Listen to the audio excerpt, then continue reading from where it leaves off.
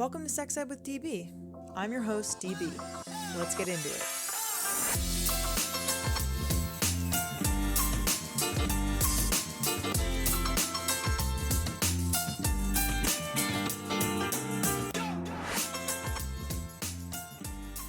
Welcome back to the podcast. If you love and support the work that we do, head to www.sexedwithdb.com and buy some of our hot new merch. Follow us on Instagram at sexedwithdbpodcast. And if you want to advertise with us, shoot us an email at sexedwithdb@gmail.com. Today, I chat with Erica Garza. She's the author of the memoir Getting Off, One Woman's Journey Through Sex and Porn Addiction. Her writing has appeared in Time, Health, Glamour, Women's Health, and Vice. Go to her website, www.ericagarza.com, to learn more. Here I am with Erica.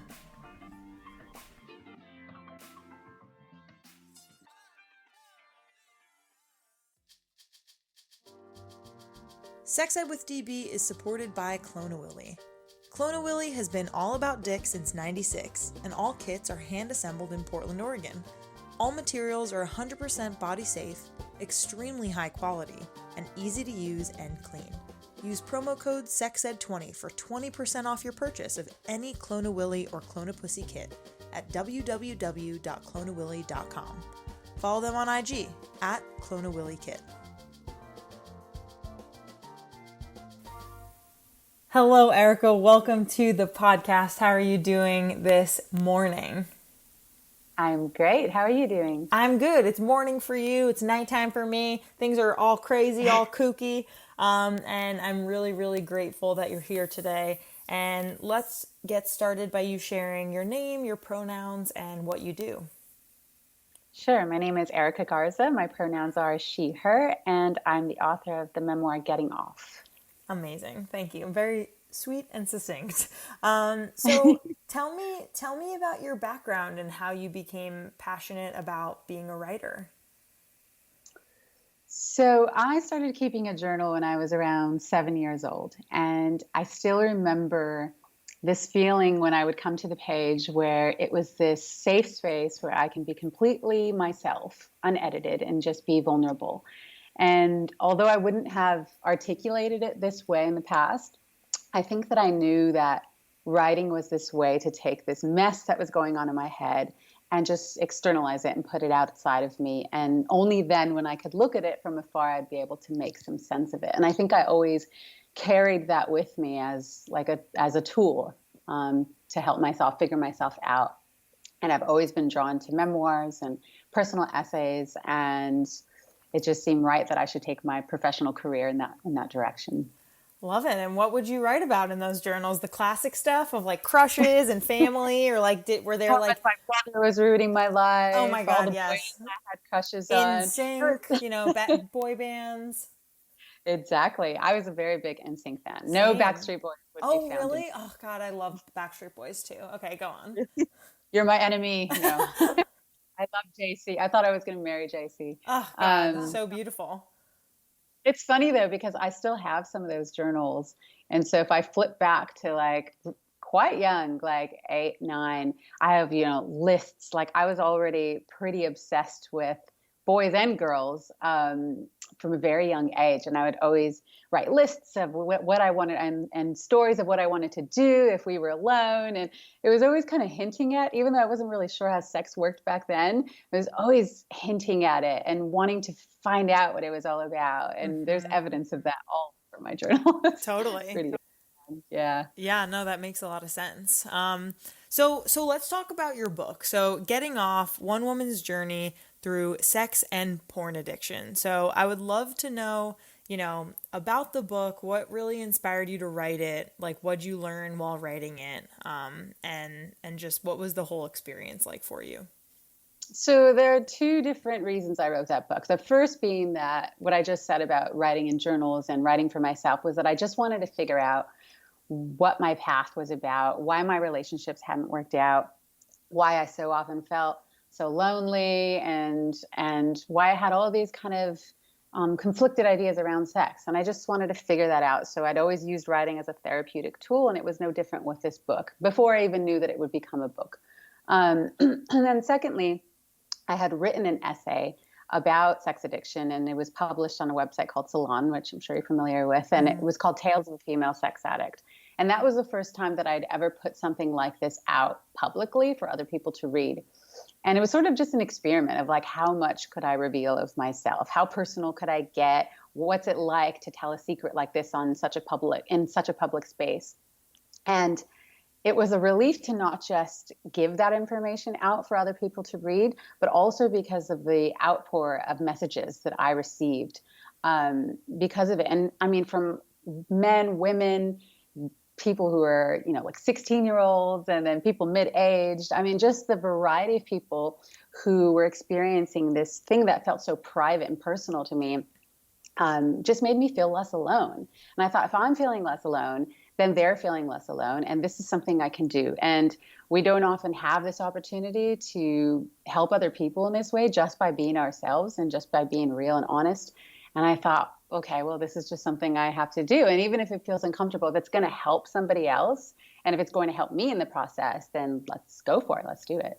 Totally. Yeah, I feel like that's such a special thing when, especially something that is so personal and so intense and just really vulnerable and scary, and when you put it out there and you find that it is super relevant to many people, and especially since sex and sex addiction and addiction in general is an extremely like taboo and shameful kind of topic in our culture, like in the US. I'm sure that meant a lot to a lot of people. So kudos to you. That's incredible. So many people, it's an isolating addiction.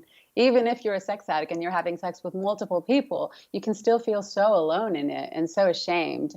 And when another person is speaking about something you're going through, then yes, of course, you're going to feel less alone and less ashamed. So exactly. Yeah.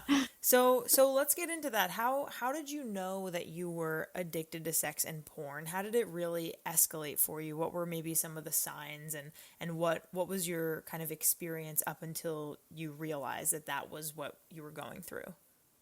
So I would have said that I had a problem with sex from the very beginning, from when I was 12 years old and I was masturbating furiously in the bathtub and waiting for my parents to go to sleep so I could sneak downstairs and watch softcore porn on Cinemax. All those things wow, were... At 12, okay. Which 12, I don't know why I'm surprised. 12 is like a pretty typical age for kids to start watching porn. Exactly. And, in retrospect, I think I didn't have a problem. My enthusiasm for it, my instincts were totally normal in retrospect. But at the time, because I had such little context about sex, little knowledge about it, I just figured what I was doing. And I should mention, I was raised in a Catholic Latino household. And so nobody ever talked about sex except to say that it was something bad and wrong and dirty. And so, of course, those images were all, pleasure. I didn't know how to feel pleasure without shame. Those two came together from the beginning. And so I wanted to stop, but I couldn't stop because it felt too good. And so I always felt myself caught in this state. And so, even though I wouldn't say now that I had a problem then, I did believe I had a problem. And I do recognize now that it shifted into a problematic territory quite early as well. So at 12, not long after I made those discoveries, I was diagnosed with scoliosis, which is a severe curvature of the spine. And I remember thinking that it happened because I was masturbating in the bathroom. Oh, no. You were like punished from God or something. Yeah. And because it's a curvature of the spine, I thought, oh, it was the way I was laying in the bathtub, or like all of these things I made up in my mind. And so I had to be back braced for that for 2 years. Oh, shit. And I remember being in the doctor's office and having the x-rays and the anxiety of feeling like the doctor was going to be able to tell that I'd been masturbating by looking at the x-rays, and then he was going to tell my parents. And it was just this anxiety, of course, and something else to layer onto how weird I already felt around sex. Here's another layer. Now I'm being punished for it.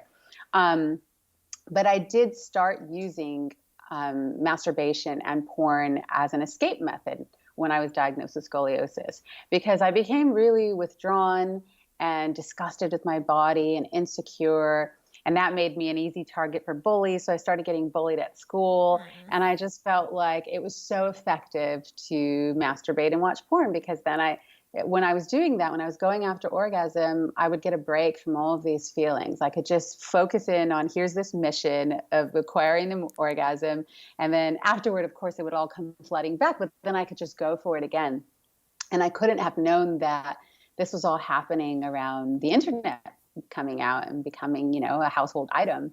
And so, soon I didn't have to sneak downstairs when my parents were asleep and watch porn. I could just go on the laptop. And then I didn't have to wait for the right person to enter a chat room or a picture to download forever. It was available quickly, and then streaming came out. So anytime I felt like I maybe would have gotten bored with it, there was new and accessible material, and there was always this variety, so I could never get bored with one clip, and it became harder to pull away from. And when I started to get the attention of boys and men, then I just still supplemented. It was like, okay, I can go after guys and that's a distraction, and then I can have porn when I'm alone. And so it was always this thing that kept me from being able to face myself and face my problems in a productive way, because I always had this kind of external stuff to keep me busy. Mm-hmm. Yeah. That makes a lot of sense. And I feel like it's really hard for people to do that introspection.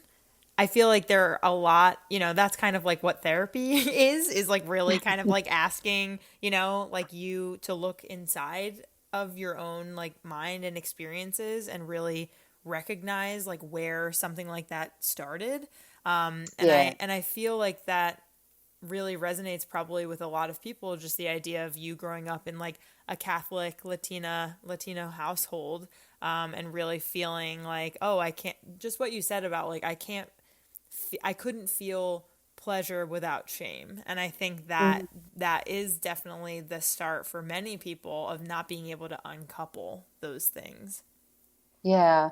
And I think that, for a lot of people, at least for myself, shame is what ended up driving the addiction. I think it was the most harmful aspect of the addiction, was just feeling bad about it. Because then, I didn't know how to feel pleasure. I didn't know how to feel pleasure or love without that darkness attached to it. And then I ended up seeking that out. So I would often seek partners who made me feel that, partners who made me feel used or disregarded. And then the kind of porn I started to watch, I always made sure to look for clips that, women were treated poorly or it looked like they were being harmed. I would often look for like real clips of, prostitutes, poor prostitute, like my search terms became more and more something that would make me feel bad afterward or empty afterward. Mm-hmm. And, I'm not trying to demonize any kind of porn. I know, people have all sorts of different fetishes, and I want to respect that and honor that. But for me, I knew when I was looking for a certain kind of clip, I was looking to feel something that made me feel bad after, empty after, and I would carry that around with me, and I would look for that in the bedroom. So it became this very intoxicating thing that didn't feel healthy. It felt destructive to me. Yeah, and I would love to know more a little bit about that journey, because you talked a little bit about obviously your adolescence and like kind of growing up, and I'm just kind of curious like how it escalated for you in the sense of, was it kind of this thing of like you just kind of woke up one day and realized that it had gotten really bad, or was it really after like a long time? Were there particular like relationships that like pushed you over the edge? Like what was like the impetus of you, I guess, making the realization that there was an issue? Yeah, I would say it's a gradual realization. Often people ask, what was the bottom? What was the worst thing that ever happened? But for me, it was just sort of this endless sort of like a Groundhog Day of the same sort of relationship ending up the same sort of place. And I got to a point when I should say when I was in my mid-20s, I was engaged to somebody who was a recovering alcoholic. And he was the first person, and, meetings were a big part of his life. And I mean, our relationship had all sorts of trouble from the beginning and throughout. But one of the things I remember about when we were breaking up was I was often accusing him of not wanting to have sex with me. And he fired back one day and said, look, you're a sex addict. You need to go to a meeting. And I had thought I had problems with sex, but I would have never phrased it that way. And I had never thought about going to a meeting or anything like that. I thought that was his thing. And so I wasn't ready to go at that point, but it was something that I kept in my head of like, maybe he's right. Maybe this is something I need to look into, because my relationships are unfulfilling. When I'm not partnered with somebody, then I'm constantly trying to fill that gap with somebody else. And I didn't know how to be alone. I didn't know how to make friendships with people without thinking, is this going to lead to sex? And so there are all sorts of signs for me. But yeah, I wasn't ready to face it at that point, even though it remained in my head. It wasn't until a few years later I saw the movie Shame with Michael Fassbender. I don't know if you I know haven't this seen that movie. one. It's by Stephen Queen. It's great, but it's about a sex addict living in New York, and he watches lots of porn. He doesn't know how to have an intimate relationship. All of these sorts of things that I had been experiencing as well. And I remember watching that movie and thinking, oh, this feels really familiar. And then remembering my ex-fiance saying that same thing. And so I went to my first 12-step meeting not long after that. And being in that room with those people made me feel like, okay, yeah, this is where I belong. I feel connected with these people. What they're saying, I recognize, and I felt like the right place to be. And so I feel like that was probably the beginning of my journey. And of course, it meandered on from there. So all sorts of different relapses and trying different things. And but that really was the beginning of my wake up. And that was around my 30th birthday, so about 8 years ago. And I remember thinking at the beginning of my 30s, I was driven to sort of make some big changes in my life, like starting a new decade. I didn't want the same things to be happening, the same sort of relationships. I wanted something different. I wanted this decade to be the one where I sort of grow up and figure myself out. And so it felt like a good deadline. Right. I feel like that resonates with a lot of people. Like, oh, 30, got to get my shit together now. Now I'm like, oh, 30. So yeah, now I'm 40. And then who knows what the next I know, 50, I guess. But okay, that's awesome though, that you were able to find like healing through a 12-step program. Cause I know that probably doesn't work for everybody. And also something that I find to be really interesting that I feel like I'm learning right now is my kind of preconceived notion around sex and porn addiction was really around like a frequency, right? Of like, oh, and I'm sure that's part of it for some people, but that to me was like the part of the major definition of it, of like, oh, if you like have sex so many times a day and can't stop, or you can't stop watching porn, and like I'm sure, and like, you know, you're watching porn 6 times a day, like I'm sure that is part of it for some people, but also recognizing that like it's also the kind of relationship you have with it, which I think, I don't know, you tell me, does that sound like that's more of the key? Absolutely. So a lot of people have asked me, how do you know you're a sex addict? Like, how many partners is too many? How many hours of porn? And you can't measure it that way. I mean, there are a lot of sexually empowered, healthy people who have, multiple partners a week. I wouldn't call them an addict if they feel like, they're not escaping something, and, they feel happy and their relationships are healthy outside of sex or during, with their sexual partners. There's all sorts of ways that people try to define sex addiction. And I think that it's up to each person to decide how they feel about it, what feelings they're bringing to their sexual experiences. And if they do feel powerless, I think powerlessness is definitely an aspect of it. If you want to stop, but you feel incapable of stopping, then yeah, I would say that is probably a sign that there's something there. But yeah, you can't measure it that way. It is sort of it could be the kind of porn you watch. It could be, the kind of partners you're after. If you feel like there's a lot of deception attached to it, you're lying to people that you love. If you put yourself in dangerous, destructive situations that, can cause harm, have a lot of unprotected sex, and you kind of feed on that adrenaline that comes with them, what's going to happen after this. I think there are a lot of different ways that addiction manifests for people, and it's up to each person. Yeah, no, that was excellent. I'm glad that you kind of delved deeper a bit and like defined that.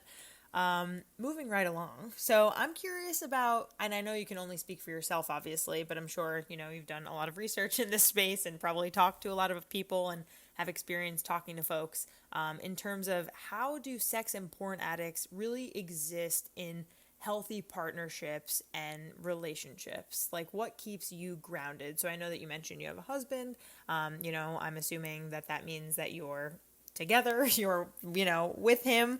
And that means that obviously, you've you've understood and known what it's like to be in unhealthy relationships, and the goal is to have healthy relationships with the people that you love and that you're partnered with. So I'm really curious about what kinds of techniques or what kinds of healing do you do in order to stay kind of grounded and healthy? Okay, yeah. At the very beginning of my recovery, I remember thinking that I had to put myself in this box where I couldn't explore outside of the bounds of my monogamous relationship. I could never watch porn again. And that was helpful at the beginning because it allowed me to not turn to sex as an escape method. But after a while, that started to feel inauthentic to me. I still wanted to be an open-minded, experimental sexual person, but I didn't want to lie to the person that I loved. I didn't want to hurt myself or put myself in harmful situations and harm other people. And I think that's when the next phase of my recovery began, and it really shifted into something that felt more balanced to me. And so I think what that takes is a lot of self-awareness and checking in. So one of the tools that I do all the time is I just check in with myself and I check in with my partner. If we're going to do something different or new, or, which could include watching porn from time to time or having a threesome, or, recently I wrote about going to a swingers resort with my husband, and all of these things I would have never thought I would do when I was in the early stages of my recovery. That would all seem so dangerous and scary.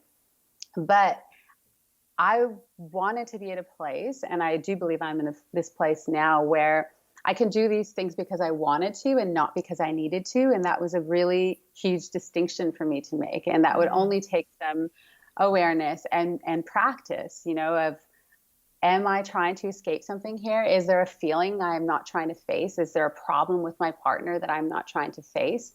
Or is this just based on healthy desire? And knowing that difference, I think, is what defines this next stage of my recovery. And I wouldn't, suggest for a person newly in recovery, like, just go for it, do whatever you want, because of course they need to understand, their patterns, what those patterns stem from and what they were trying to run from or not face. And if they're able to face those things in a healthy way, then why not define what recovery means to them? And I think everybody can do that in their own way.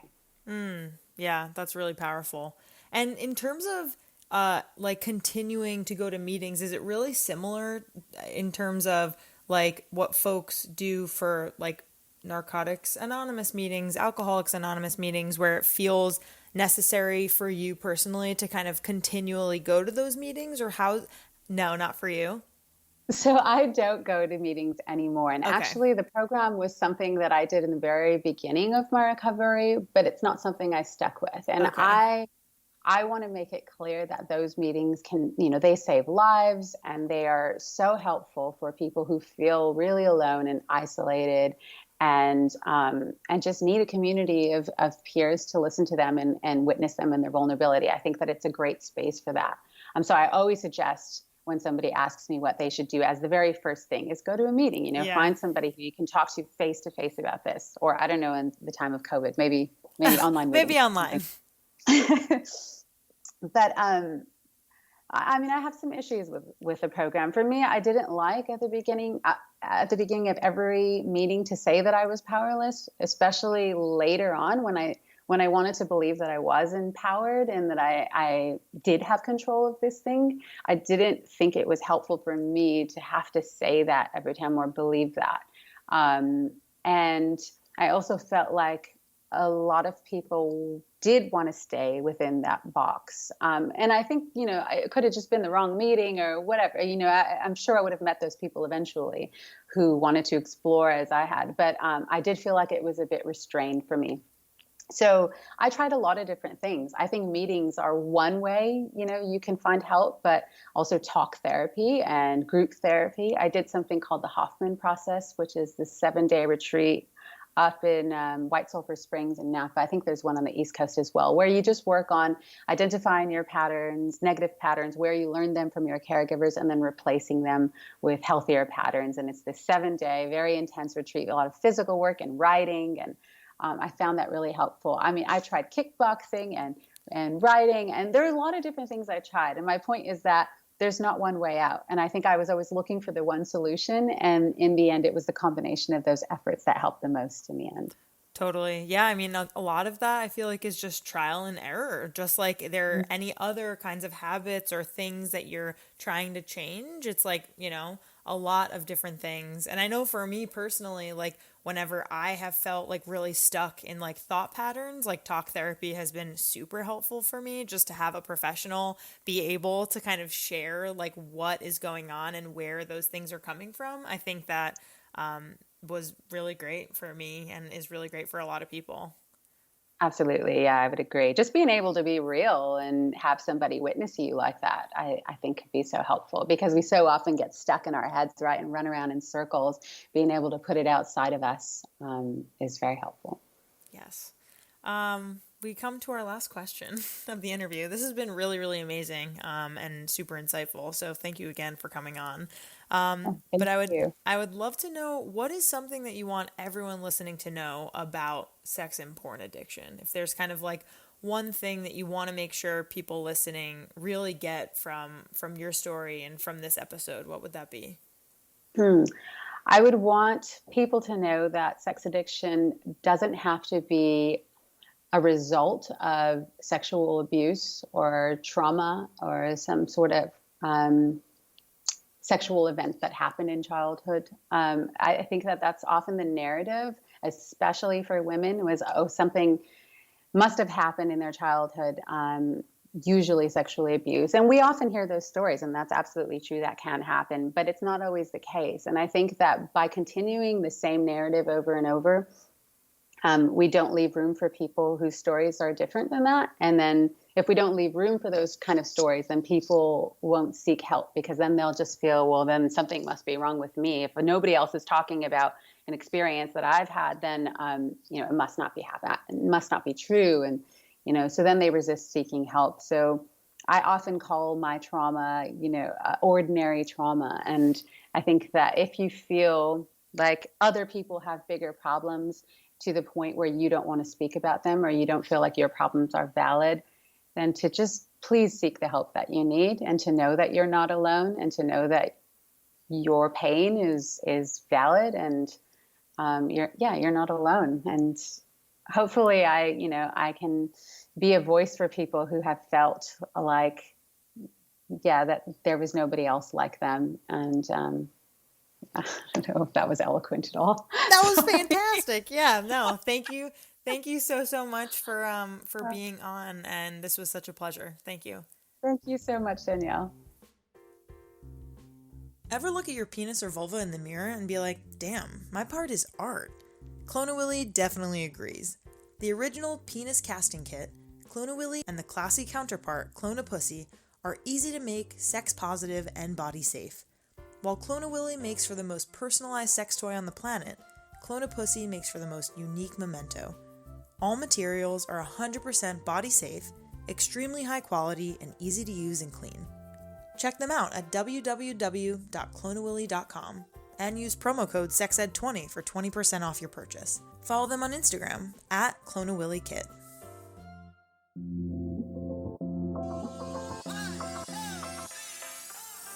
Our creator, co-producer, sound engineer, and host is me, Danielle Bezalel, aka DB. Our co-producer and communications lead is Cathren Cohen. Our main logo and banner graphic were created by Andrea Forgacs. Our social media intern is Leslie Lopez. Our music theme is by Hook Sounds. Our ad music is by my stepdad, Bill Gant. Thank you so much to our featured guests, partners, and our listeners. If you're interested in advertising with us, email us at sexedwithdb@gmail.com. For more sex ed content, follow us on Insta at sexedwithdbpodcast. Tune in next time.